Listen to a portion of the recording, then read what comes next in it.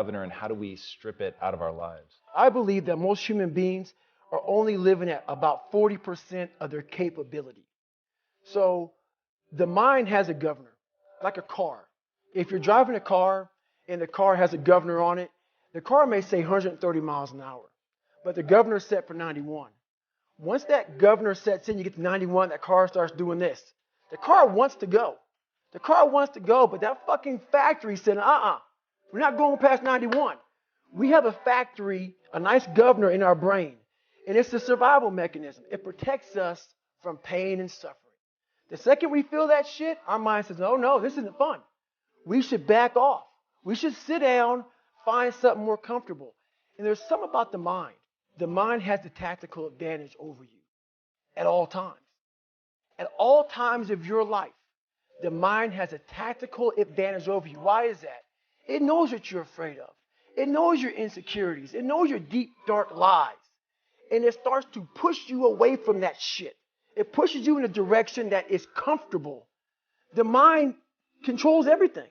So what I realized was that when I was growing up and I was 300 pounds and I got all fat and I got all insecure, I realized that my mind kept taking me in this direction. When things got uncomfortable for me, when I was facing my insecurities, I was facing my fears, my mind said, oh no, we have a tactical advantage.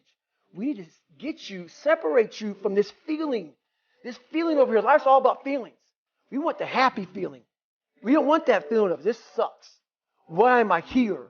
And you don't have any, so you can't answer those questions, so you leave.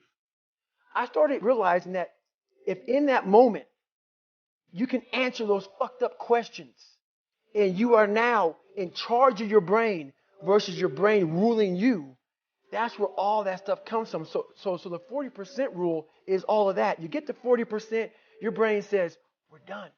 Let's roll, man. This is starting to get painful. This is uncomfortable. So you sit down. You have to figure out ways, and everybody's different. That's how the book kind of talks about, like we all have these things about, 5 steps to this and 4 steps to this. It's a lot more than that. That's all bullshit. It's a practice that you have to, it's a habit. So if you know that at 40%, I'm feeling pain. At 40%, I'm feeling pain.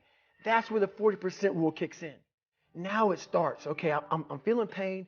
My mind's saying all this shit to me. It's saying, get out of here, run, flee. The fight or flight kicks in.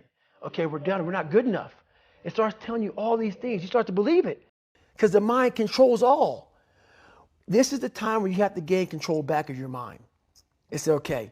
Let me see if I can go 45%. And once you start giving yourself more and more hope and start realizing, okay, the mind starts to be, okay, what are you doing?